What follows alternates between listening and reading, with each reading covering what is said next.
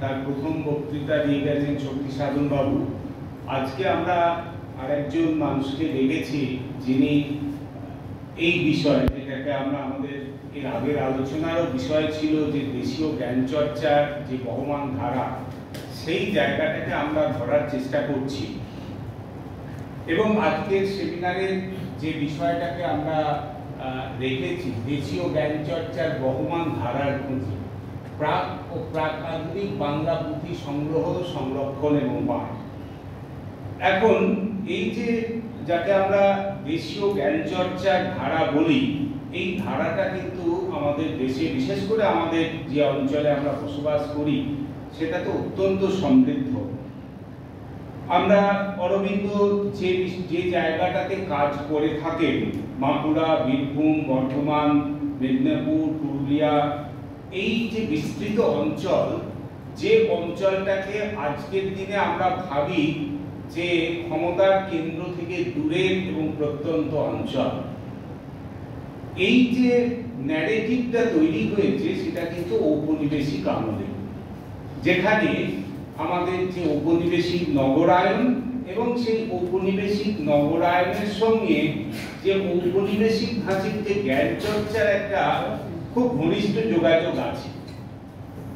একটু আগেই আমরা আলোচনা করছিলাম যে কিভাবে যে অঞ্চলগুলোকে আজকে আমরা প্রত্যন্ত অঞ্চল বলি, সেই অঞ্চলে জ্ঞান চর্চার একটা সমৃদ্ধ ধারা ছিল, যার প্রতিফলন যে বিপুল সংখ্যক পুঁথি লেখা হয়েছে এই অঞ্চলে। যে গ্রামগুলো একদম প্রত্যন্ত অঞ্চল, প্রত্যন্ত গ্রাম, সেখানেও বহু পণ্ডিত মানুষের আবির্ভাব ঘটেছিল এবং তারা কাজ করে গেছে। সেই জ্ঞান চর্চার ধারাটা ঔপনিবেশিক যে শিক্ষানীতির চাপে পড়ে কিছুটা প্রান্তিক হয়ে গেল। এই জায়গাটা কিন্তু আমাদের ভাবতে হবে যে আমাদের যে ঔপনিবেশিক আমলে কলকাতা শহর, সেই শহরকে কেন্দ্র করে সবকিছু, উচ্চশিক্ষার প্রতিষ্ঠানগুলো কলকাতা কেন্দ্রিক, যার ফলে বিভিন্ন গ্রামের থেকে, মফস্বল থেকে ছাত্র ছাত্রী, যারা শিক্ষার্থী, তারা গিয়ে ভিড় করছে কলকাতা শহরে, তার কলেজ বিশ্ববিদ্যালয়ে। তো এই যে এটা দুটো দিক, এক হচ্ছে আমাদের জ্ঞান চর্চার একটা ভারসাম্যহীন বিকাশ ঘটেছে, যেমন নগরায়নেরও ভারসাম্যহীন বিকাশ। আমরা যদি ইউরোপের নগরায়নের দিকে তাকাই, আমেরিকার নগরায়নের দিকে তাকাই, সেখানে যেমন কোনো একটা শহরকে কেন্দ্র করে নয়, বরং পাশাপাশি সমমানের শহর ঘটেছে এবং জ্ঞান চর্চার কেন্দ্রগুলো সেভাবে ঘটেছে। কিন্তু আমাদের এখানে ওই চারটি প্রেসিডেন্সি শহরে মূল জ্ঞান চর্চার, যেটা এক ধরনের একটা অসম বিকাশ ঘটেছে, তার ফলে আমরা আমাদের শহরের, ঔপনিবেশিক শহরের বাইরের যে জ্ঞান চর্চা, সেই জ্ঞান চর্চাটাকে আমরা অবহেলা করেছি।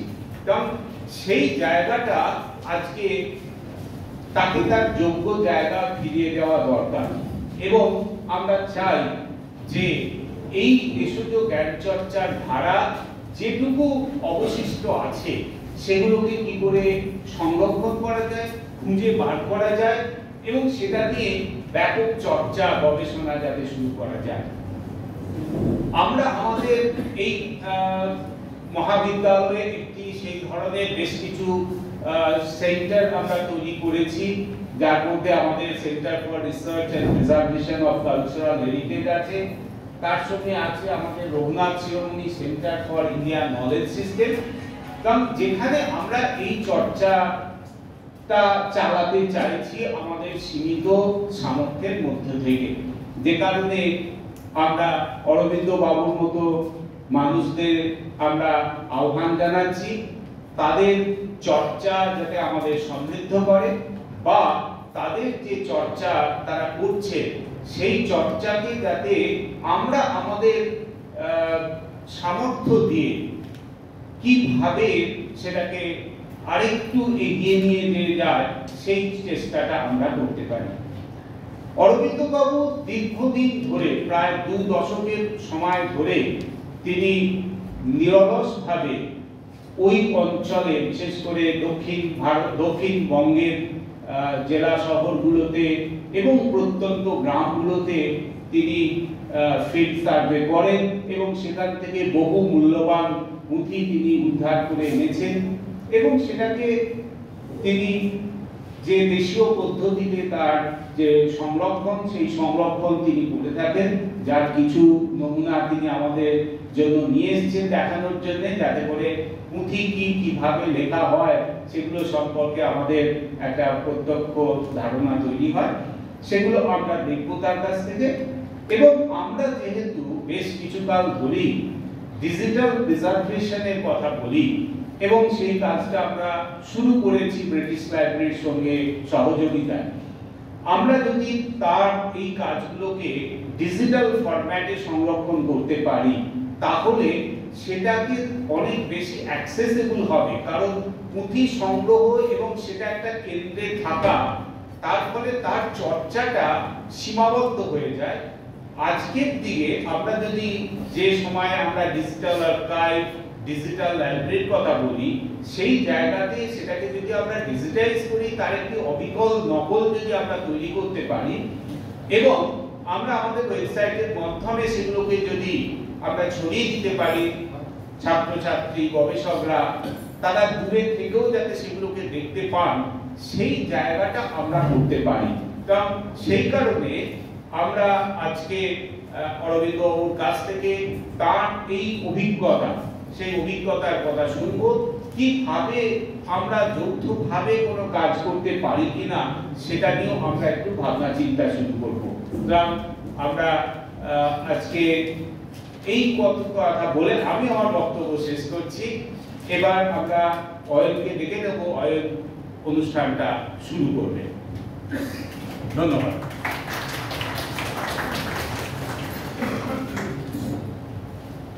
ধন্যবাদ প্রিন্সিপাল স্যারকে। আনুষ্ঠানিকভাবে প্রধান অতিথিকে মঞ্চে ডেকে নেওয়ার আগে আনুষ্ঠানিকতা যে তার সম্পর্কে যেটাকে বলে আমরা ব্রিফ নোট সেটা দেওয়া, কিন্তু প্রিন্সিপাল স্যারের অফিসে যখন আমরা আলোচনা করছিলাম তখন তার কাজের ব্যাপ্তি আমরা শুনছিলাম। 22 বছর ধরে তিনি এই অঞ্চলে পায়ে হেঁটে মোটরসাইকেলে করে গ্রাম সার্ভে করে এই পুঁথিগুলো তিনি সংগ্রহ করেছেন এবং তিনি বলছিলেন যে প্রতিটা অঞ্চল তার চেনা। তো এই ধরনের মানুষকে এই ছোট ব্রিফ একটা নোটের মাধ্যমে করা যায় না, ধরা যায় না। তবু আনুষ্ঠানিকতার খাতিরে তার সম্পর্কে বলি। তিনি বর্ধমান বিশ্ববিদ্যালয়ে স্নাতকোত্তর করার পর পিএইচডি করেছেন বিদ্যাসাগর বিশ্ববিদ্যালয় থেকে। তার গবেষণার বিষয় ছিল মল্লভূমের অপ্রকাশিত ও অনালোচিত ইতিহাস। তিনি বর্তমানে বাঁকুড়া বিশ্ববিদ্যালয়ের বাংলার শিক্ষক। তিনি শিক্ষকতা করেছেন সবংয়ের সাতরা তারকনাথ ইনস্টিটিউশন, পুরুলিয়ার মহারা হাই স্কুল, চাতারা রামাই পণ্ডিত কলেজ ও বাঁকুড়া খ্রিস্টান কলেজে। দৈনিক পত্রিকায় সাংবাদিকতা নিয়ে তাঁর লেখালেখির সূচনা, আগ্রহ পুঁথি ও পুরাতত্ত্বে। বর্তমানে প্রথম সারির সমস্ত পত্রিকা সহ সম্ভ্রান্ত সকল গবেষণাধর্মী পত্রিকায় তিনি নিয়মিত লেখক। সংগৃহীত পুঁথির সংখ্যা তার প্রায় 1000। বঙ্গীয় সাহিত্য পরিষদ থেকে তার প্রকাশিত হয়েছে বিভিন্ন গ্রন্থ।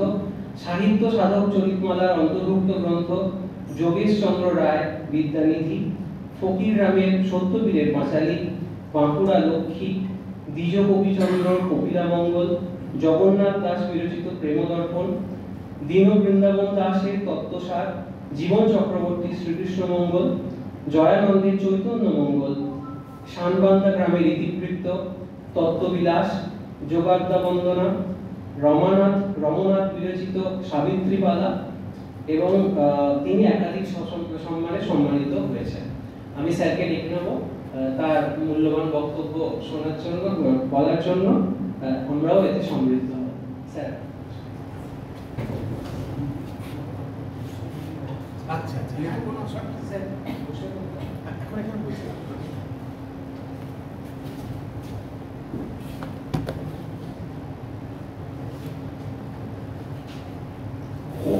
সম্মানীয় অধ্যক্ষ, আমার অগ্রজ প্রতিমুখ এবং ইতিহাসের অধ্যাপক ডক্টর ত্রিদীপ পন্তবাকুণ্ডু মহাশয় আছেন, এই মহাবিদ্যালয়ের শ্রদ্ধেয় সম্মানীয় অধ্যাপক অধ্যাপিকা বৃন্দ, এলাকায় দক্ষিণবঙ্গের বৌদ্ধিক চর্চার সঙ্গে জড়িত বাসুদেব মন্ডল বাবুর মতো মানুষেরা, আমি সম্মান জানাই এই কলেজের পরিচালন সমিতি, গুণমান নির্ণায়ক শাখা আইকিউসি কমিটির সঞ্চালক এবং আমার সামনে উপস্থিত ছাত্রছাত্রীদের। প্রথমে আমি কৃতজ্ঞতা জ্ঞাপন করি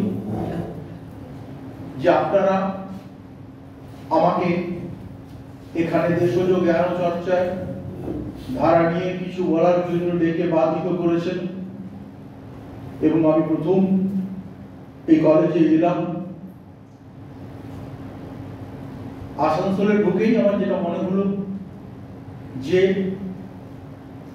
এই যে দেশজ শিক্ষার শেকড়, এই শেকড়টা কোথায়?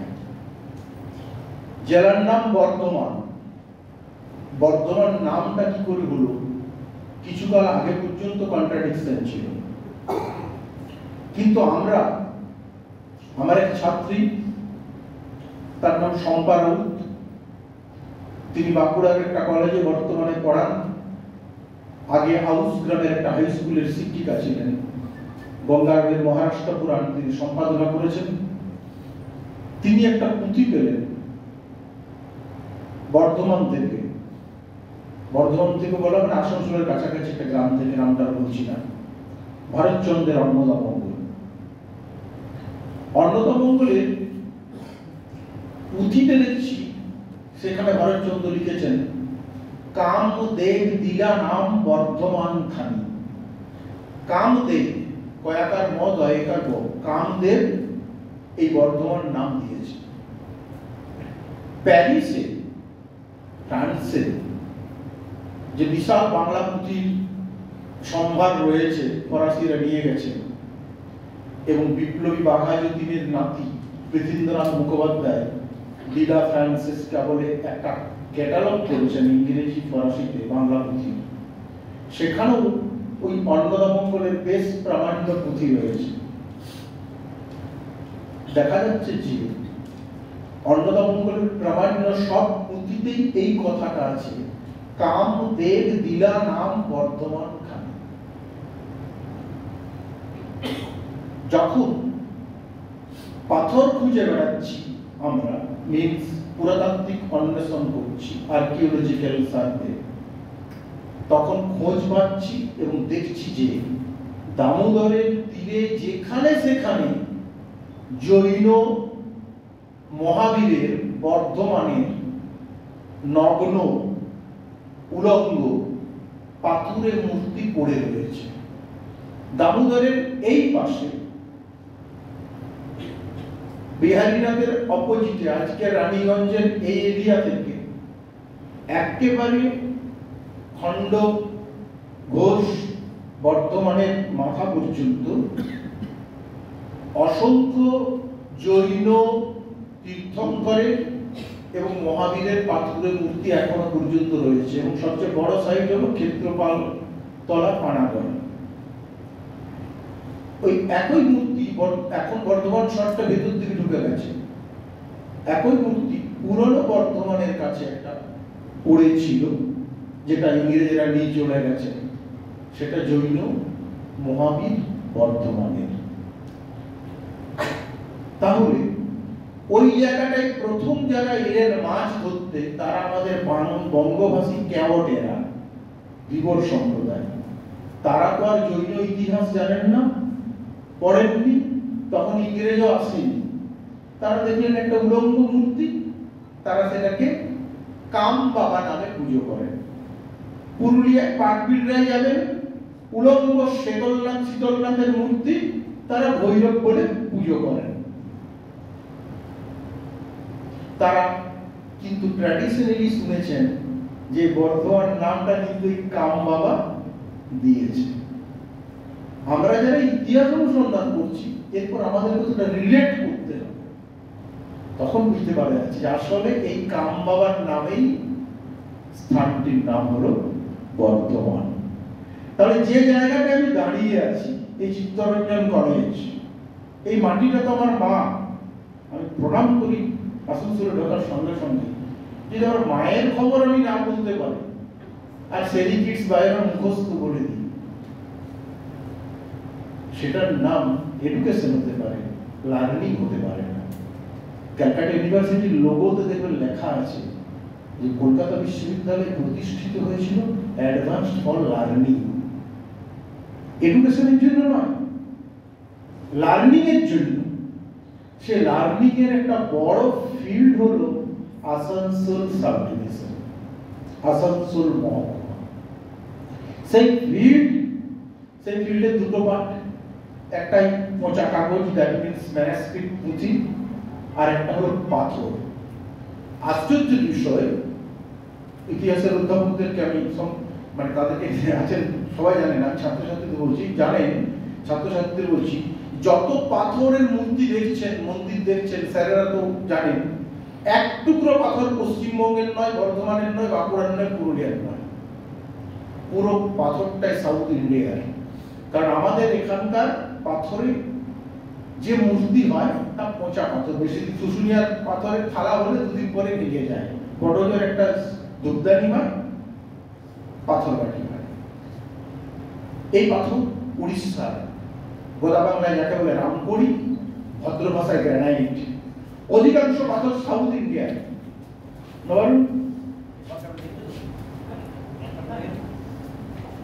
তাহলে দামোদরের তীরে, বর্ধমানে, বাঁকুড়াতে,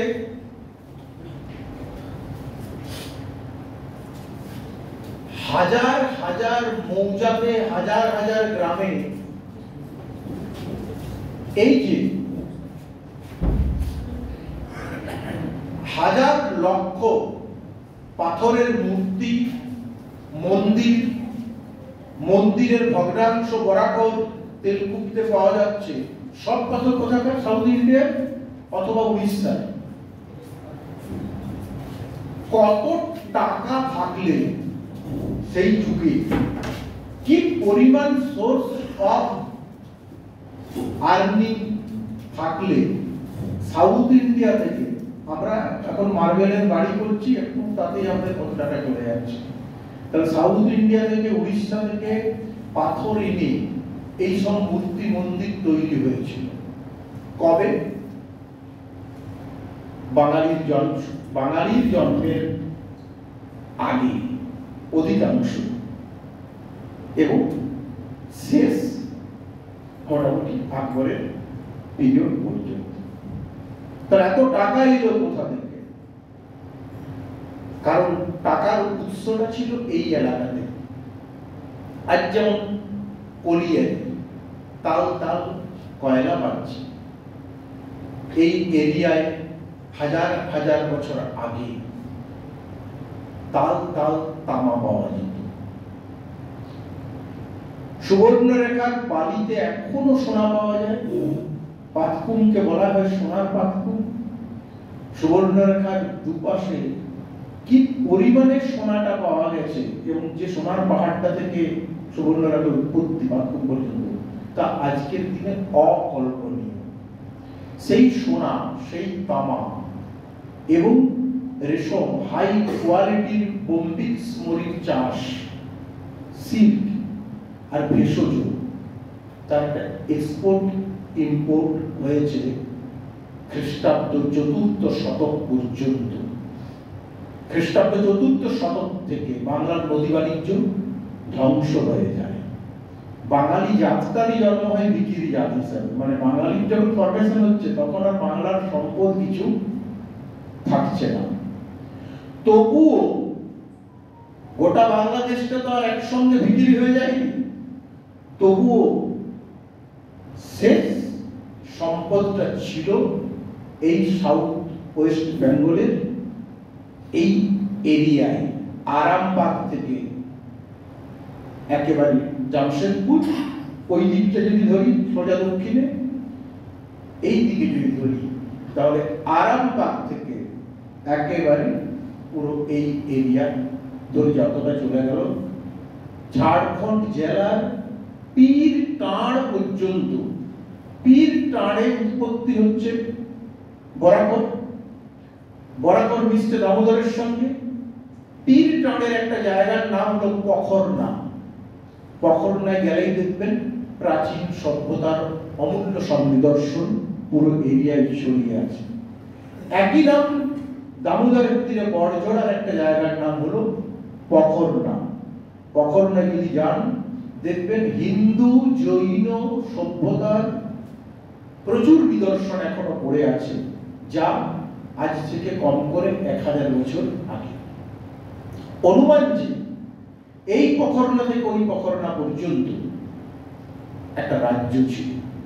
সুতরাং শুশুনিয়া পাহাড়ের মাথায় যে পুষ্করণার নাম খোদাই করা আছে, সেই পুষ্করণা বা পখরনা শুধু বড়জোড়ার ওই ছোট্ট গ্রামটুকু নয়, একটা পখরনা, ওই পখরনা টু পখরনা এক বিশাল নগরী, এক উন্নত সভ্যতা ছিল। সেটা গুরু বোবা শিশকালা হয়ে যাবে, সেটা বোঝানো যাবে না সেমিনারে যদি কেউ আমাদের মতো 10 কিলোমিটার ওরা দামোদরের তীর ধরে পায়ে হাঁটেন, রিলিক্স গুলো নমুনাগুলো না দেখেন। দামোদরের দু তীরে বিহারি না, পাশের গ্রাম বিহারি গ্রাম, আসলে বিহার, জৈনদের বিহার বা বিশ্ববিদ্যালয় ছিল। নালন্দা তক্ষশিলার যুগে ওই র্যাঙ্কের ইউনিভার্সিটি ছিল আমাদের এরিয়ায়। অনুমান সেটা জৈনদের একটা কাঁসাই উপত্যকায়, পুরুলিয়া ঝাড়গ্রাম বাঁকুড়ার সীমানায়, আর একটা এই বিহারীনাথ থেকে পখরনা পর্যন্ত এলাকায়। আমি মাসখানেক আগে দামোদরের তীরে নামটা বলে দিচ্ছি, একটা গ্রামে গেলাম, ব্রাহ্মণ গ্রামে। ওই দিক থেকে আসতে গেলে মানে বিহারীনাথ থেকে সাইকেল আসতে, বাইসাইকেল, মোটর সাইকেল ঢুকবে না, ব্রাহ্মণ গ্রাম পেরিয়ে দেখি ঢিপি করা আছে, আবার 60 খানা বিষ্ণু মূর্তি। প্রত্যেকটা মূর্তি কম করে 1500 থেকে 2000 বছর আগের পুরনো। 60 খানা আমি গুনে এলাম, কেউ নাম জানে না। আমি ওই জায়গাটা কত পৌঁছালাম, ওই অনুরূপ একই স্টাইলের একই বিষ্ণুমূর্তি, একই বিষ্ণুমূর্তি যত সাউথে চলে যাবেন দেখতে পাওয়া যাচ্ছে। সমস্ত পাথর সাউথ ইন্ডিয়ার। পশ্চিমবঙ্গে গুজরাট, এই 3-4টে স্টেটে আর বোধহয় একজনও শিল্পী নেই যিনি ওই রকম একটা বিষ্ণুমূর্তি করে দিতে পারবেন। নেই মানে লোকাল এরিয়ায় লোকাল থাকতে পারেন, নন একাডেমিক, মানে কোনো আর্ট কলেজে নেই। তাহলে এখন আমাদের রাজ্যে, আমাদের এলাকায় শান্তিনিকেতনের মতো যে সব ইউনিভার্সিটিতে আর্ট ডিপার্টমেন্ট আছে, ক্রাফটস আছে, একটা শিল্পী পাওয়া যাবে না যারা চিত্তরঞ্জনের পাশে কোনো গায়ে পড়ে আছে একটা পাথরের মূর্তি, সেই মূর্তিটাকে তৈরি করে দিতে পারবে। তাহলে প্রমাণিত চাই থেকে 1000 বছর আগে কালচারালি ডেভেলপমেন্ট বলতে যা বোঝায়, আজকের থেকে আমাদের এলাকা আমরা কতটা এগিয়ে ছিলাম। ইউএনসান সিইউটিতে লিখছেন যে কর্ণ সুবর্ণ, উনি তো কর্ণ সুবর্ণ লিখেননি, উনি লিখেন কিরণ সুভা, হচ্ছে তমলুক থেকে এতলি ওয়েস্টে, এতলি সাউথে। আমরা যারা ইতিহাস পড়াচ্ছি, আমার মতো লোক, আমরা ভাবছি তমলুক মানে এখনকার তমলুক টাউন থেকে। ইউএনসান যখন এসেছিলেন তখন তার তমলুক টাউন ওই জায়গায় থাকে। তমলুক একটা রাজ্য। আসানসোল থেকে যদি বলি, মানে আসানসোল মহকুমা থেকে যদি বলি, আসানসোল মহকুমা মানে আসানসোল টাউনটা নয়, আসানসোল মহকুমার লাস্ট এরিয়া যতটা পর্যন্ত গেছে ওখান থেকে ডিস্টেন্সটা ধরতে হবে। ভারতে প্রত্নতত্ত্ব ইতিহাসের যিনি জনক, এএসআই এর যিনি প্রতিষ্ঠাতা, প্রথম সভাপতি আলেকজান্ডার কানিংহাম ধরলেন ইউএনসান উনি দেখালেন হিউয়েনসাংয়ের সিউকি পড়ে কানিংহাম লোকেট করলেন যে কিরণ সুপারন হচ্ছে সুবর্ণরেখার তীরে বর্তমান ঝাড়খণ্ড পুরুলিয়ার মাঝে এই সুপারন এবং কিরণ কর্ণ সুবর্ণ সুবর্ণ এই জায়গা বেগলার পায়ে হেঁটে ভিজিট করে 1872 খ্রিস্টাব্দে বেগলার রিপোর্ট দিয়ে প্রমাণ করে দিলেন এটাই হলো কর্ণ সুবর্ণ। এই রাঁচির এই সুপারন থেকে বর্তমান মোগলবাড়ি পর্যন্ত শশাঙ্কের সিলমোহর বলুন আর প্রাচীন প্রত্ন সভ্যতা বলুন যা কিছু পাওয়া যাচ্ছে এই এরিয়ায় পাওয়া যাচ্ছে। কারণ মুর্শিদাবাদের ওখানে সোনা তো দুর্জা, ওখানে লোহা পাওয়া যায় না। এখানে মোচরানি যেখানে টাকা থাকবে সেখানে কি সভ্যতা হবে, যা কিছু সোনা তামা সব তো এখানে। সুবর্ণ মানে কর্ণ সুবর্ণ, সুবর্ণ রেখা। নেহারঞ্জন রায় যখন বাঙালির ইতিহাস লিখেছেন, বাঙালির ইতিহাসের পিছনের তত্ত্বসূত্রটা পড়বেন, সেখানে হাজার হাজার বইয়ের নাম আছে। The ancient geography of India কানিংহামের বইটার নাম নেই। রাখাল দাসের বাংলার ইতিহাসের তত্ত্বসূত্রে যাবেন, কানিংহামের বইয়ের নাম নেই, কারণ তখন তারা পাননি, বইটা বিদেশে ছিল, নাই পেতে পারেন, তারা পড়েননি, পাননি, হতেই পারে। আমরা কি করলাম? আমরা নিহারঞ্জন রাখাল দাসকে ভেঙে ভেঙে খেলাম, আমরা মূল জায়গাটায় পৌঁছালাম না। পুঁথিতে প্রমাণ পাওয়া যাচ্ছে। রামচন্দ্র বন্দ্যোপাধ্যায় ধর্মমঙ্গল লিখছেন জয়পুরে, বর্তমান পুরুলিয়া বাঁকুড়া সীমান্ত রেখা ধর্মমঙ্গলগুলো পরিষ্কার উল্লেখ আছে। সুবর্ণ রেখার তীরে বন্দী শশাঙ্কেশ্বর শিব।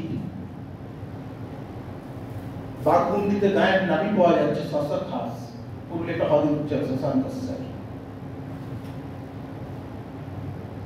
রূপরামের ধর্মমঙ্গল পুঁথি, জয়ানন্দের চৈতন্য মঙ্গল আমাদেরকে 2024 সালে আর ভালো করে পড়তে হচ্ছে।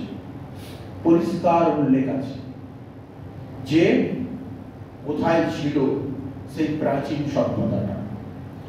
আমার বয়স মধ্য বয়স ছাড়িয়ে গেছে, আমি 1 বছর আগে ভালো করে লোকেট করলাম। জয়ানন্দের চৈতন্য মঙ্গলে আছে যে উড়িষ্যার রাজা প্রতাপাদিত্যের প্রধানা মহিষী মানে প্রধান স্ত্রী, তার নাম চন্দ্রকলা। চন্দ্রকলাকে জয়ানন্দ লিখছেন শিখর কন্যা। অর্থাৎ আজকের আসানসোল মহকুমাটা প্রাচীন কালে ছিল শিখর ভূমির অন্তর্গত।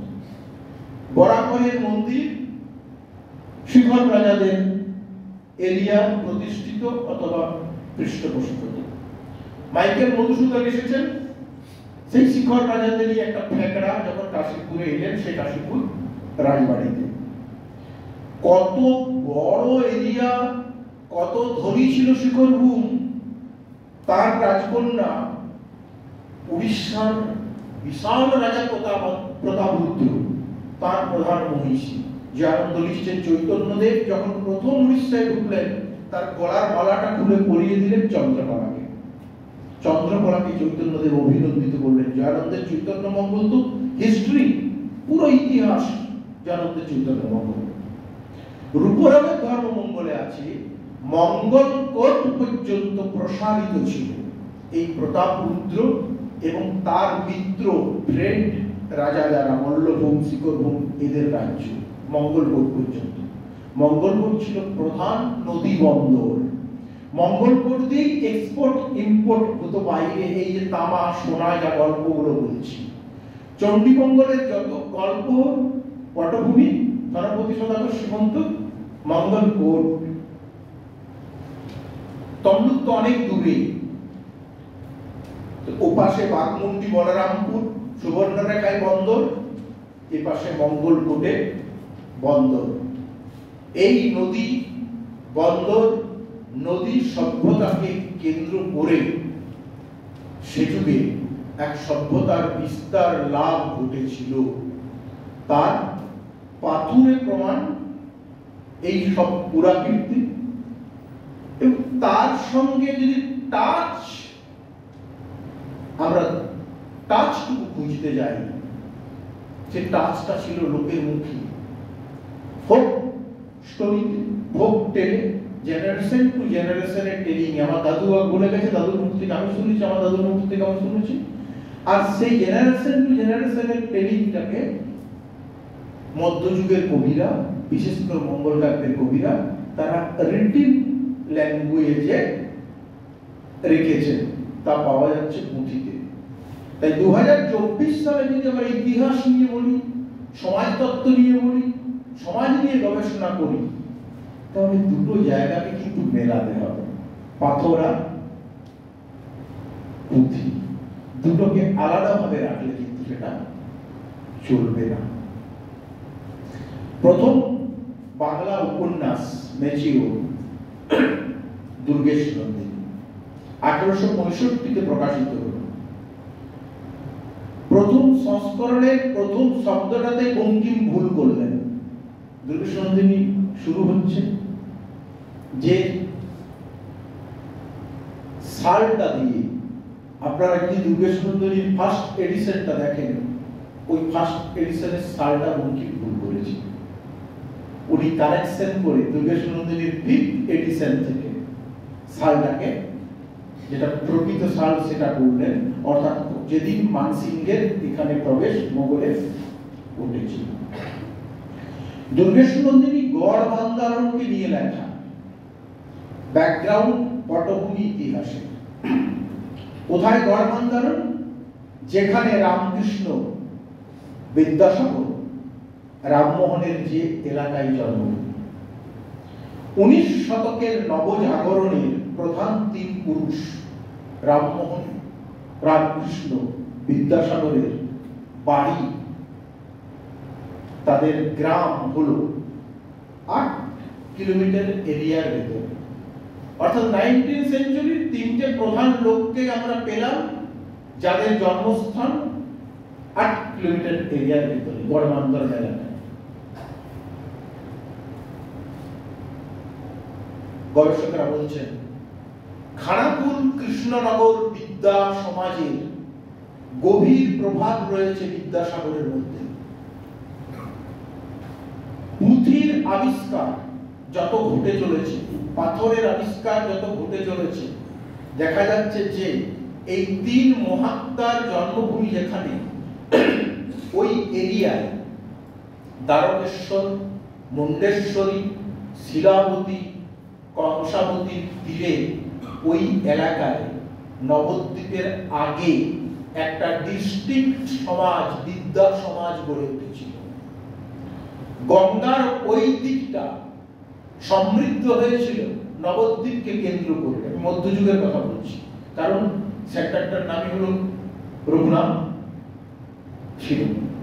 রঘুনাথের যুগে গঙ্গার এই পাশটা মিন্স, আমি পায়ে হেঁটে ব্যাগটা বলছি, গুসকরা থেকে পানাগড়ের মোড় বুদবুদ হয়ে সোজা ওইদিকে ঘাটশিলা পর্যন্ত, এই দিকটা কালচারালি ডেভেলপড হয়েছিল পুরীকে কেন্দ্র করে।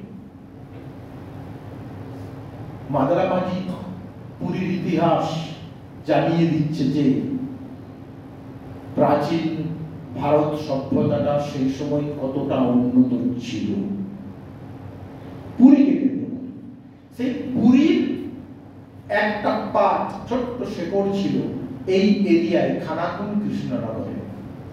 700 ব্রাহ্মণ ও কায়স্থ গ্রাম নিয়ে খানাকুল কৃষ্ণনগর বিদ্যা সমাজ ছিল। এটা হরপ্রসাদ শাস্ত্রী, বিনয় ঘোষেরা তাদের বইয়ে বলেছেন। আমরা বিস্তর পুঁথি পাতলা জোগাড় করেছি খানাকুল কৃষ্ণনগর বিদ্যা সমাজ এলাকায়, এবং এই এরিয়ার 400 থেকে 500টা মৌজায় আমরা পায়ে হেঁটে ভিজিট করেছি। তারপর চোখটা বুঝে ছাপা বইয়ে যা পড়েছি ভুলে দিয়েছি, দিয়ে দেখছিটা কি বিদ্যাসাগরের জন্মস্থান। বিদ্যাসাগর নিজে কোথাও বলেননি বীর সিংহ বলে। বিদ্যাসাগরের ভাই সমুচন্দ্র কোথাও বীর সিংহ বানানটা লিখেননি, লেখা আছে বীর সিংহা, ওই আকার। বীরভূমের বীর শব্দের অর্থ যা, এই বীর সিংটা, বীরের অর্থ তা। আর সিঙ্গা মানে আসানসোল সাব ডিভিশনে 14টা সিঙ্গাযুক্ত গ্রাম বা মৌজা আছে। পুরুলিয়ার বড়াবাজারের যারা ওরাও ট্রাইবাল, তারা সূর্যকে সিঙ্গা দেবতা বলে পুজো করে। সেই সিঙ্গাটা চন্দ্রবিন্দু হয়ে গেছে সাঁওতালদের কাছে। সাঁওতালরা পুজো করে ধান সিংটাকে বলে ধান সিং, নরসিংহে। সিঙ্গা সূর্য ট্রাইবেলদের, বাঙালির জন্মের আগে যে জায়গা থেকে বাঙালির জন্ম হয়েছে সেই রকম একটা গ্রুপ অফ ট্রাইবেলদের ভাষার শব্দ সিঙ্গা মানে হচ্ছে সূর্য দেবতা। যেমন বোগা অস্ট্রিকদের একটা সেকন্ড সাঁওতাল, তাদের কাছে বোগা ঠাকুর, পুরুলিয়া রামকৃষ্ণ মিশন বোগাবাড়ি, তেমনি সিঙ্গা। বীর সিঙ্গা নামে এই এরিয়ায় নদী তীরে অজস্র গ্রাম আছে। তাহলে ভাবুন, সিঙ্গা ট্রাইবেল ওয়ার্ড, গ্রামের নাম বীর সিঙ্গা। আমরা ছাপাখানায় কি করছি? বীর সিংহ। বাঙালির জন্ম হয়েছে ওই সিঙ্গাদের কাছ থেকে। বাঙালির মাদার সোর্স তো ট্রাইবেল অনার্য, মাদার সোর্স মিক্সড আর্য। আমরা যদি 2024 ইতিহাস চর্চা করি, দিয়ে সিঙ্গাকে সিংহ করি, তখন আমাদের মাদার সোর্সটাকে আমরা মুছে দেবো। একটু আগে যেটা বলছিলাম যে আসানসোল আছে, কিন্তু ইতিহাসের বাঙালি গবেষণা করুন তখন তো আসানসোল শব্দের কোনো মানে নেই। আসানসোল তো মিনিংলেস ওয়ার্ড। নাম আসানসোল, আসনা হ্যান্ডযুক্ত জমি, তার সোল জমি ছিল, তা থেকে ইংরেজিতে উচ্চারণ হয়ে গেছে আসানসোল। এটাই দেশ, এই যে লেখা আছে দেশজ, আমি এই দেশজ কথাকে বলতে চাইছি, এটাই দেশজ শিক্ষা ধারা। দেশজ শিক্ষা মানে বিরাট কিছু ল্যাপটপ নিয়ে বসে বড় বড় পাবলিক স্থান, যে মাটিটায় জন্মেছে মাটিটাকে বেদেরা যেমন তুলে শুকিয়ে বলে দিতে পারে সাপ আছে কিনা, তেমনি যদি আমার নিজের গায়ের নামের মানেটা আমি বলতে না পারি, আমি দেশজ শিক্ষায় শিক্ষিত নই। কিন্তু যারা আমাদেরকে শিক্ষিত করেছিলেন, সেই বিদ্যাসাগর, রামমোহন, রামকৃষ্ণ, তাদের ব্লাডে ছিল দেশজ শিক্ষা। খানাকুল, কৃষ্ণনগর, এই বিদ্যা সমাজের বিদ্বানদের শিক্ষা দ্বারায় রামমোহন, রামকৃষ্ণ, বিদ্যাসাগরের পিতা পিতামহ, মাতা মাতামহ, তস্য পিতামহরা তাদের কাছে পড়াশোনা করেছিলেন। সেই শিক্ষায় তারা শিক্ষিত ছিলেন। এই তিনটে বামুন ছেলেরই দেখুন জন্ম হয়েছে সংস্কৃত ভাষী, সংস্কৃত শিক্ষায় শিক্ষিত ব্রাহ্মণ্য বংশ। তার সেবনটা কোথা থেকে এলো তাও জানা যাচ্ছে পুঁথি থেকে। সেই পুঁথির নাম হলো কুলজি শাস্ত্র। আজকে আমেরিকা বলছে, লন্ডন বলছে যে ভারত এবং বাংলা এই যে কুলজিগুলো লিখে গেছে, এর চেয়ে সায়েন্টিফিক কিছু হতে পারে না। আর আমরা ওই ওদের অরিজিনাল ইংরেজিটা না পড়ে ইন্ডিয়ান ইংলিশ পড়ে আমরা বলছি এগুলো ভুল, কারণ ভালো করে বাংলা পড়তে জানি না। কুলজি শাস্ত্রগুলোই পরিষ্কার বলা হচ্ছে যে আনুমানিক 1000 বছর আগে 5টি ব্রাহ্মণ আর 5টি কায়স্থ, পঞ্চ ব্রাহ্মণ পঞ্চ কায়স্থকে সুরভূমের রাজারা, তিনি আদিসুর হতে পারেন, যে কেউ হতে পারেন, দাক্ষিণাত্য থেকে এখানে এনেছিলেন। এই 5টি ব্রাহ্মণেরই বংশধরেরা চট্টোপাধ্যায়, বন্দ্যোপাধ্যায়, মুখোপাধ্যায়, গাঙ্গুলি, ঘোষাল এবং কায়স্থ মধুসূদন দত্ত, ঘোষ ইত্যাদি। তাদেরকে আনার আগেও কিন্তু এখানে ব্রাহ্মণ ছিল 7 শতঘর, তাদের নাম সপ্তশতী ব্রাহ্মণ। তারপর তাদেরকে বিশেষ কারণে আনা হয়েছে। 19th সেঞ্চুরির নবজাগরণে যারা ভূমিকা নিচ্ছেন যে ব্রাহ্মণ কায়স্থ, তারা কিন্তু পঞ্চ ব্রাহ্মণ পঞ্চ কায়স্থের বংশধরেরা। সারদামণির জন্ম 1853 খ্রিস্টাব্দে। আমি যে পুঁথি এনেছি কুলজি শাস্ত্র, ধ্রুবানন্দের মহাবংশাবলীর আপডেট, সেখানে আছে সারদামণির একেবারে টপ পূর্বপুরুষ, যিনি মানে 1 নাম্বার এখানে রাড়ে, তিনি 953 সাকে 3 পুরুষে কত হয় 100 বছর। 3 পুরুষে যদি 100 বছর হয় 30 পুরুষে কত বছর হচ্ছে? 1000 বছর। 1853 থেকে 1000 মাইনাস করলে দেখছি হ্যাঁ গুলোতে যা আছে কারেক্ট। অর্থাৎ তার পূর্বপুরুষ শ্রীহর্ষ তিনি এসেছিলেন। তার বাসভূমি কোথায়? ঘাটাল। ঘাটাল আজকের ঘাটাল। এই ঘাটাল, এই বীরসিংহ, যে এরিয়ায় এই 3 মহাপুরুষের জন্ম, আদিকাল থেকে এখানে কালচারাল চর্চা ছিল। জাহাঙ্গীরের সেনাপতি মির্জা নাথান বাহারিস্তান লিখছেন।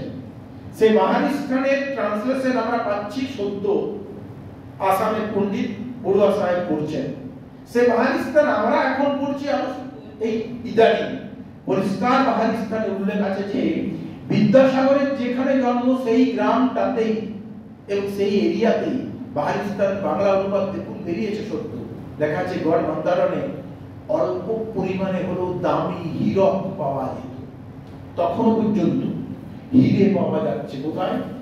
ওই এরিয়ায়। তাহলে যেখানে সোনা, যেখানে হিরে, যেখানে তামা, যেখানে ভেষজ ওষুধ, যেখানে বনজ সম্পদ, এক কথায় যেখানে নোট, সেখানে কালচার, সেখানে সিভিলাইজেশন, সভ্যতাটা ছিল কোথায়? এই এরিয়ায় ছিল। হাজার হাজার বছর ধরে যেখানে ভূমিকম্প হয়, হাজার হাজার বছর ধরে ছোটনাগপুরে প্লেটুতে বন্যা হয়নি, এবং ইংরেজ আসার আগে আরামবাগ টু পুরী বহিরাগত আক্রমণকারী শাসক হিসাবে 1 ঘন্টার জন্য মুসলমানের প্রবেশ ঘটেনি। আরামবাগ টু পুরী ন্যাচারালি আমরা এখানে প্রত্নতাত্ত্বিক প্রমাণগুলোকে আমরা খুঁজে পাচ্ছি, পুরা সম্পদ পাচ্ছি, একটা বিশুদ্ধ সংস্কৃতি পাচ্ছি, সভ্যতা পাচ্ছি, যা ভারত সভ্যতা, ভারত সংস্কৃতি। এখানে যারা মুসলমান, আমাদের যারা মুসলমান, যারা বহিরাগত সেই আক্রমণকারী মুসলমান নন, তারা 200 বছর আগেও চিঠি লিখেছেন শ্রী শ্রী হরি বলে। অসংখ্য পুঁথি আছে আসানসোল বাঁকুড়া সাব ডিভিশনে মুসলমানদের লেখা বাংলা ভাষায়, বাংলা শ্রী শ্রী হরি, ইদানিং শ্রী শ্রী হরির সঙ্গে খোদা লাগিয়েছে। কেন লাগাবে না? যতগুলো মুসলিম ভিলেজ আছে ইদাস মাত্র সাহেব, দামোদরের তীরে, দ্বারকেশ্বরের তীরে, প্রতিটা মুসলমান ভিলেজ মাটি খুঁড়ুন, আই ক্যান চ্যালেঞ্জ টু ইট, খুঁড়লে বেরিয়ে আসছে জৈন মন্দির, জৈন মন্দির। সিমলাপালের পুরো মুসলিমদের সোসাইটির ভিতরে মাঝরাত আছে জৈনদের মশা। কারণ এদেরই পূর্বপুরুষ একদিন ব্রাহ্মণ্যবাদের বিরোধিতা করে জৈন হয়েছে, আবার তারাই পরে ইসলাম ধর্ম গ্রহণ করে মুসলমান হয়েছে। তাহলে আমাদের মুসলমানের শেকড়টা আছে বহিরাগত ইসলামের সংস্কৃতিতে নয়, ব্রাহ্মণ্যের রক্ষণশীল সংস্কৃতিতে নয়। আমাদের মুসলমানের শেকড় আছে এখানকার মাটিতে হাজার হাজার বছর আগে বাঙালির পূর্বপুরুষের কৃষ্টি এবং কালচারের সংস্কৃতিতে। তাই যখন বাইরে থেকে বর্গীরা আক্রমণ করছে, মল্লভূম কামান ফায়ারিং করছে, এখানকার মুসলমানেরা, এখানকার হিন্দুরা যারা উত্তরপ্রদেশের মুসলমানদেরকে নিয়ে আসছে কামান ফায়ারিং করে হিন্দু বর্গীদেরকে তাড়ানোর জন্য। একইভাবে যখন ইখতিয়ার উদ্দিন মোহাম্মদ বখতিয়ার খিলজির পরে মুসলমানেরা ঢোকার চেষ্টা করছে, এখানকার মুসলমান, এখানকার হিন্দু কাঁধে কাঁধ দিয়ে লড়াই করে বহিরাগত মুসলমানকে তারা রুখে দিচ্ছে। তাই যত সত্যপীরের স্থান কোথায়? এই এরিয়ায়। বিদ্যাসাগর, রামমোহন, রামকৃষ্ণের জন্মভূমি ঘাটাল, বীরসিংহ, দ্বারকেশ্বর, দামোদর, আসানসোল থেকে আপ টু পুরী। উড়িষ্যার father of the literature Fakirmohan সেনাপতি, ফকিরমোহন লিখছেন যে আমার দিদিমা কিন্তু বছরে মহরমের সময় আমাকে মুসলমান বানিয়ে ছেড়ে দিতেন, কারণ মুসলিম পীরদের সঙ্গে কন্ডিশনে ছিল তো নাতিটাকে যদি রোগ থেকে বাঁচাতে পারি তাহলে কিন্তু ওকে 3 দিন মহরম করতে দিতে হবে। তাই তার নাম কি? ফকির। বিদ্যাসাগর চরম অসুস্থ, শিশুকালে তার পিতামহী কলকাতা থেকে নিয়ে এসে বিদ্যাসাগরের চিকিৎসা করলেন। বেহালাল সরকারের জীবনীতে দেখুন, তখনও ওই এরিয়ায় এত বড় ভেষজ চিকিৎসক ছিলেন, বিদ্যাসাগরকে সুস্থ করে দিলেন।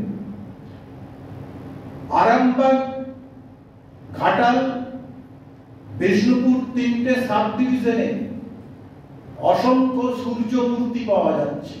পুরুলিয়ায় তো রাশি রাশি, প্রত্যেকটি সূর্য প্রতিমা 1000-1500 বছর আগের পুরনো। কারণ প্রাচীন যুগে এখানে সূর্য সাধনা হয়েছিল। সূর্য সাধনা মানে leprosy and other skin disease, যত চর্মরোগ তা সে যুগে সারানো হতো এই সূর্য পণ্ডিতদের কাছে। বিজ্ঞানের উপর দাঁড়িয়েছিল আমাদের ধর্মটা, আর এখন আমরা ধর্ম মানে বিনোদন, নিছক ভক্তিতে দাঁড় করিয়েছি। তাই এখনকার দৃষ্টি দিয়ে সেই যুগের ধর্মকে কিন্তু বোঝা যাবে না। সূর্য উপাসক সকল দ্বীপী এই ব্রাহ্মণেরা ওই এরিয়ায় যে সূর্য সাধনা করেছিলেন, সেই সূর্য সাধনার 19 শতকের সূর্য সাধক হলেন এই 3 মহাপুরুষ, রামমোহন, রামকৃষ্ণ এবং বিদ্যাসাগর। 13 বছর বয়সে রামকৃষ্ণ হাতে লিখছেন, কপি করছেন এত এত রামায়ণ মহাভারতের পুঁথি। এতদিন ধারণা ছিল ঠাকুর মূর্খ। ঠাকুরের মতন 13 বছর বয়সে কামার পুকুরে এডুকেশনটা, তখন পর্যন্ত পাঠশালার শিক্ষাটা কত হাই কোয়ালিটি ছিল একটা উদাহরণ দিই। আমি স্যারকে বলছিলাম, রামকৃষ্ণ মিশন গোল্ড পার্ক একখানা বই বের করেছেন পুঁথি বলে, সেখানে রামকৃষ্ণের কপি করা হাতের লেখা সব পুঁথি আছে, রামকৃষ্ণের বাবা ক্ষুদিরামের হাতে লেখা সব পুঁথি আছে। একদিকে পুঁথিগুলোর ছবি আছে, এক পাশে রামকৃষ্ণ যে ভাবে কপি করেছেন হুবহু সেটা দেওয়া আছে, আর এক পাশে বর্তমান যিনি সম্পাদক প্রেসিডেন্ট পূজ্যপাল মহারাজ, তিনি আবার সেটাকে এখনকার বর্ণে তুলেছেন। 70% ভুল। রামকৃষ্ণ যা সঠিক করেছেন উনি তাকে ঠিক করেছেন। প্রমাণিত হচ্ছে যে গোটা বাংলাদেশে একসঙ্গে তো আধুনিক যুগটা আসেনি। কলকাতায় 1800 সালে ছাপাখানা বসেছে। রূপনারায়ণপুরের গায়ের ছেলে বই পেয়েছে কবে? 1850 সালে। চিত্তরঞ্জনে ইংরেজি স্কুল তৈরি হয়েছে 1870 সালে। আমরা ক্লাসে পড়াই আধুনিক যুগ শুরু 1800 সালে। 1800 সালে তো তপ করে গোটা বাংলাদেশে একসঙ্গে আধুনিক যুগটা আসেনি। তখনও কিন্তু রামকৃষ্ণ যখন পাঠশালায় পড়ছেন তখন কিন্তু কামারপুকুরে প্রাক আধুনিক যুগ চলছে। তো সেই যুগের বাংলা আমরা পড়তে পারছি না কলকাতায় বসে। আমরা এতটা বাংলা জানি। বুঝতে পারছি কথাটা কি?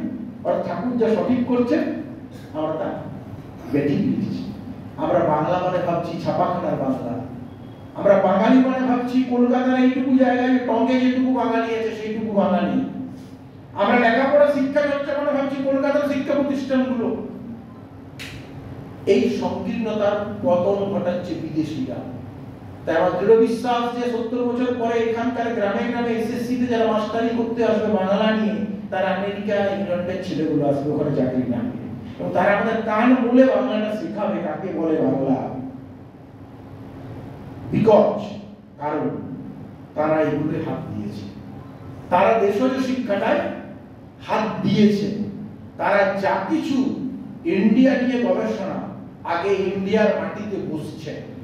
যে মেয়েটা স্পেন থেকে পুরুলিয়া আসছেন ছোট ঘোষের উপর কাজ করতে, তিনি যখন স্পেনে ফিরে যাচ্ছেন পেপারে পড়েছেন ওই গায়ের কার্তিক মুরাকে বিয়ে করে মেয়েটা স্পেনে ফিরে গেল। কার্তিক কে না? ওই গায়ের ছৌ শিল্পী, একটা মুরা মানে মুন্ডা ট্রাইবাল ছৌ আর্টিস্ট। তাহলে বিদেশিদের গবেষণাটা হচ্ছে মাটিতে শুয়ে, মাটির সঙ্গে বসে। আর আমাদের গবেষণাটা হচ্ছে মহানগরীতে 1947 আগে পর্যন্ত ঘাড়ে করে যা কিছু স্টক করেছেন আমাদের একটা শ্রেণী জীবন দিয়ে, সেইগুলিকে ভেঙে খাওয়া, সেইগুলিকে 12টা বইকে 13টা করে চালান। এই কথাটা এত রাফ এন্ড টাফ আমি এই কারণেই বলছি, দেশজ শিক্ষাকে আমি যদি আমার শেকড়কে না জানি আগেকার কাল হলে উঠে যেতাম, এখন একটা রিক্সাওয়ালাও কিন্তু ইংরেজি শিখে গেছে। কেরলের রিক্সাওয়ালাও কিন্তু ইংরেজি জানে। তাই এখন পশ্চিমবঙ্গে আপনি যদি ভাবেন যে একটি ইংরেজি ভাষায় বই লিখে মাছটা গ্যাস দিয়ে চালিয়ে দিতে পারবেন, আর চলবে না, আর সেই দাম কিন্তু নেই। এখন আপনি অরিজিনাল জিনিসটা আপনাকে দিতে হবে, তাতে আপনি ইংরেজি যদি নাও জানেন অন্যজন ইংরেজিতে ট্রান্সলেট করে দেবেন, কিন্তু অরিজিনাল রিসার্চটাকে আপনাকে কিন্তু সেখানে তুলে দিতে হবে। তাহলে দেখুন, বঙ্কিম প্রথম উপন্যাস লিখলেন দুর্গেশ নন্দিনী, কাঁঠালপাড়া মামুন লিখলেন গড় বান্দারণকে কেন্দ্র করে, বাঁকুড়ার রায়পুর থেকে গড় বান্দারণ হলো দুর্গেশ নন্দিনীর পটভূমি। বঙ্কিম ঋষি ছিলেন। বঙ্কিম দেখেছিলেন যে অরিজিনাল বেঙ্গলি কালচারটা কোথায় ছিল, যেটাকে আমি সামনে ডেপুট করতে পারলে বাঙালি উদ্বোধিত হবে। কারণ বঙ্কিমের উপন্যাসের বিষয়ই হলো দেশপ্রেম। মহিতলাল বলেছেন বঙ্কিম উপন্যাসের বঙ্কিমের বিষয়টাই হলো দেশপ্রেম। বঙ্কিমের চেয়ে বড় দেশপ্রেমিক কেউ থাকেননি। সন্ন্যাসী বিদ্রোহ, সন্ন্যাসীদের বর্ধমান রাজা আক্রমণ করছেন, মল্ল রাজা আক্রমণ করছেন, ইংরেজ যুগে সন্ন্যাসী মুভমেন্ট জানি আনন্দময় উত্তরবঙ্গে ঘটছে, কিন্তু বঙ্কিম উত্তরবঙ্গেরটাকে টেনে নিয়ে এসে ইলামবাজারের অজয় দাঁড় করিয়ে দিলেন। বঙ্কিম ঋষি ছিলেন বলে বঙ্কিম মাটি চিনতেন। সেই মাটি এই দামোদর, দ্বারকেশ্বর, অজয় তীরবর্তী এই দক্ষিণ রাঢ়ের মাটি। আমার ছাত্রছাত্রীরা আছেন, তাদের বলি যে নমুনা কয়েকটা একটু দেখাই, তারপর আপনারা দেখবেন যে আজ থেকে 1000 বছর আগে খুব মূল্যবান জিনিস ছাড়া কাগজে মানুষ লিখে রাখতেন। একটা হিসেব দিই, তারাশঙ্কর বন্দ্যোপাধ্যায়ের উপন্যাস রাধাতেও আছে, দেখবেন যে 1727 সিপাহী বিদ্রোহের 40 বছর আগে পর্যন্ত আমাদের এই এরিয়ায়, আমি যেখানটা দাঁড়িয়ে আছি, মাসে কারো 1 টাকা ইনকাম হলে সারা মাস ধরে সে পেট ভরে পোলাও কালিয়া খেতে পারে। তাহলে বাঙালির যত দুর্গতিটা এলো কিন্তু 1727 আমাদের এরিয়ার ভাঙনটা পুরো শুরু হলো 1727 পরে। আলিবর্দি আসছে, বর্গিয়ান্ডা হচ্ছে, ইত্যাদি ইত্যাদি। 1727 খ্রিস্টাব্দে একটা 100 পাতার হাতে লেখা পুঁথি কপি করাতে খরচ পড়ত 1 বিঘা জমির দামের সমান। একটা 100 পাতার পুঁথিতে খরচা হতো এখনকার হিসেবে ভালো পুঁথি হলে 1 থেকে 1.5 লক্ষ টাকা ধানের সময়। কেন? রাত্রেবেলায় লাইট ছিল না, দিনের বেলায় ছাড়া কপি করা যেত না। যে লোকটা কপি করবে তার ধরুন সারা মাসের খাওয়া দাওয়া, মজুরি খরচা, কাগজের খরচা, কালি খরচা। পুঁথির শেষে অশ্লীল গাল দেওয়া থাকতো, ওই জন্য যে পুঁথি যে চুরি করিবে তার বাবা গর্ভ হইবে। মানে এখনকার দিনে হিরে পান্না চুরি হয়ে গেলে ক্ষতি হতো, সেই যুগে পুঁথি চুরি হলে সেরকম ক্ষতি ছিল, কারণ পুঁথি এত দামি, এত কষ্টের ছিল। লেখাপড়াটা হতো কলা পাতায়। এক কথায় বলি, লোকটার পেটে ক অক্ষর, গো মানুষ হবে। গরুরা কলা পাতা খেত, কলা পাতায় ওয়ান অক্ষর লেখা হতো। ধারণা ছিল যে কলা পাতাগুলো গরুটা খেয়ে দিয়েছে, গরুর পেটে কখ আছে। সেই যুগের মানুষ আমাদের মতন অকারণে কাগজ কালি নষ্ট করতেন না। বিনোদনের কোনো ব্যাপারই ছিল না, যেটুকু প্রয়োজন সেটুকু পড়তেন, কাজে লাগাতেন। খুব মূল্যবান হলে কাগজের পুঁথিতে লিখতেন। ব্রাহ্মণেরা অধিকাংশই তালপাতার পুঁথিতে মন্ত্র লিখতেন, কারণ কাগজগুলো তৈরি করত মুসলমানেরা। তাদেরকে বলা হতো কাগজি মুসলমান। মুসলমানদের একটা সেকশন, তারা কাগজ তৈরি করত। তাই দেখুন, যখন ছাপাখানা চলে যেত,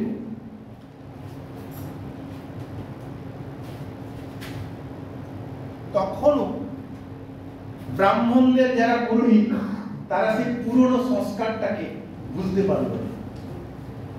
তাই তাদের জন্য চণ্ডী পুজোর সবকিছু সেই পুঁথিগুলোকে তালপাতায় ছাপানো। এটা কিন্তু তালপাতার উপরে ছাপানো বই, অসাধারণ ছাপা।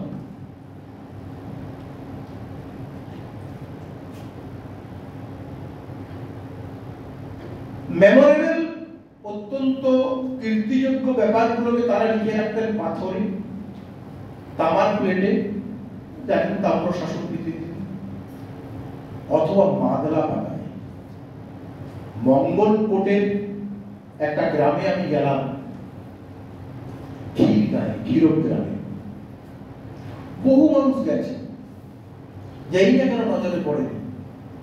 ক্ষীরব গ্রামে যোগাদ্দা মন্দিরের পিছনে একটা রুমে যত ভাঙাচোরা জিনিসপত্র ঢোকানো আছে। আমার নজরে পড়লো চাল রাখার ড্রাম বলে না, সে ড্রাম থেকে আমি বের করলাম একটা মোটামুটি আমার হাতে 1.5 হাতের একটা তালপাতার পুঁথি, এরকম বান্ডিল। আমি ভাবলাম এত বড় তালপাতা, আমার ফেসবুকে দেওয়া আছে, এত বড় তালপাতা তো আমাদের এখানে হতে পারে না। পরে আস্তে আস্তে সব বোঝা গেল উড়িষ্যার তালপাতা। মানে উড়িষ্যা, বীরভূম, আসানসোল তখন ছিল জলঘাট, কালচারাল, ধর্ম চর্চা ও সংস্কৃতি চর্চার কারণে। আমরা যেমন এখন ফোন করলে কলকাতা কলেজ স্ট্রিট থেকে বই আসছে, সেই যুগে ওই বইগুলো সাথে লেখা পুঁথিগুলো এখান থেকে উড়িষ্যা যেত, পুরীর থেকে এখানে আসে। এই যে জয়দেব সম্পর্কে জয়দেব ওখানের না এখানের, এই কারণেই। মানে আমার বাড়ি বাঁকুড়ায়, কলকাতায় চাকরি করতে গেলাম, 1000 বছর পরে লোকে ভাবলো কোথায় বাড়ি। জয়দেব নো ডাউট জয়দেবের গীত গোবিন্দের ছাপাখানা হাতে লেখা একটা উড়িষ্যায় ছিল। হ্যাঁ, তালপাতার কথা বলছি। তালপাতা দেখছি কোণে প্রাচীন ওড়িয়া লেখা আছে মাদলা পাতা। তখন একটা গ্রামের, তখন আমার একটা নতুন শব্দ শিখলাম, মাদলা নামে অসংখ্য গ্রাম আছে জঙ্গলমহলে, মাদলা শব্দটার মানে এই হাই কোয়ালিটির তাল গাছ যে গ্রামে আছে সেই গ্রামের নাম হলো মাদলা। বাগমুন্ডিতে সেদিন গিয়ে মাদলা গায়ে দেখছি পাথরের বিষ্ণু মূর্তি রয়েছে বাগমুন্ডি, এবং সেই মূর্তি 2000 বছর আগে। এবং এই মাদলা পাতাটাকে হলুদ জলে ডুবিয়ে, যেটাকে আমরা ঝিনুক বলি, সেই ঝিনুককে পুড়িয়ে হত্তকির ছাল মাখিয়ে আরেকটা কিছু দিয়ে এমন ভাবে অ্যাসিড ফ্রি তৈরি করা হতো, 1000 বছর অনায়াসে সেই বুকস মানে পুঁথি বা বইটা থেকে যেত। তাহলে ভাবুন ওই আরেকটা কিছু, আমি যে বলবার গুরুত্ব দিয়ে বলছি আরেকটা কিছু কি আমরা জানতে পারি। সেটা কি?